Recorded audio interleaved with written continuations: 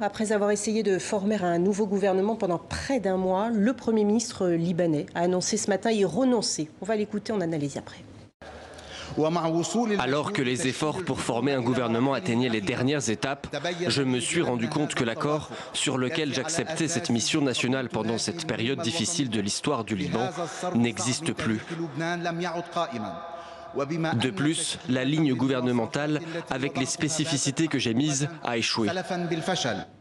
On retrouve tout de suite en direct de Beyrouth notre correspondante Clotilde Bigot. Bonjour Clotilde. Alors, cela veut donc dire que Mustapha Hadib démissionne. Expliquez-nous cet échec pour lequel il s'est d'ailleurs pleinement excusé aujourd'hui auprès de son peuple. Oui, alors cet échec, l'échec de la formation du gouvernement de Mustapha Hadib était un échec annoncé. Le Premier ministre démissionnaire voulait un gouvernement dit de mission restreint et composé de technocrates, le tout en 2 semaines, selon l'initiative Macron. C'est donc aussi un échec de cette initiative que Emmanuel Macron avait portée ici il y a un peu moins d'un mois. Il souhaitait 14 ministres et s'était déjà heurté aux réticences du président de la République, Michel Aoun, qui lui souhaitait plutôt entre 20 et 24 ministres. Et le dernier échec en date pour Mustapha Hadib, c'était le portefeuille du ministère des Finances. Les 2 partis chiites voulaient absolument l'un de leurs partisans, ce qui avait été plus ou moins refusé.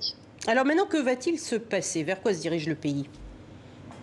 Alors maintenant, il y a de nouvelles tractations, de nouvelles négociations. Ce qui va se passer, c'est que les différents partis politiques présents au Parlement vont discuter entre eux et vont chacun présenter un nom au président de la République. Et c'est le nom qui aura le plus de soutien qui sera finalement choisi. Et par la suite, le Premier ministre futur devra former un gouvernement, encore un gouvernement restreint de mission et formé de technocrates. Encore l'attente. Donc merci beaucoup Clotilde Bigot d'être intervenue depuis Beyrouth.